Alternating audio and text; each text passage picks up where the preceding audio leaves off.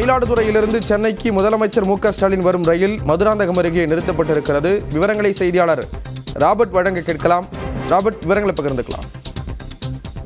கண்டிப்பா ஸ்ரீராம், கடந்த 2 நாட்களாக தென் மாவட்டங்களில் சுற்றுப்பயணங்களை முடித்துக் கொண்டு பல்வேறு நலத்திட்ட உதவிகளை வழங்கிவிட்டு தற்போது முதலமைச்சர் சென்னை நோக்கி வந்து கொண்டிருக்கிறார். சோழன் விரைவு ரயிலில் வந்து கொண்டிருந்த போது நேற்று மதுராந்தகம் அருகே தொழிற்பேடு பகுதியில் வயல்வெளியில் மற்றும் புட்களில் ஏற்பட்ட தீ விபத்தின் காரணமாக அதனை தீயணைப்பு துறையினர் அணைத்த நிலையில் அது இன்று வரை புகைமூட்டமாக காணப்பட்டு வந்தது. காற்றின் திசை மாறிவிட்டதால் அது வேறு திசைகள் நோக்கி புகைமூட்டம் போய் கொண்டிருந்தது.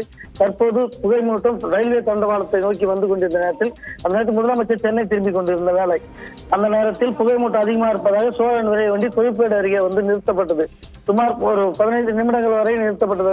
பிறகு காற்றின் வேகம் மாறுபட்ட போது புகை வேற வழியாக மாறு திசையில் சென்றது.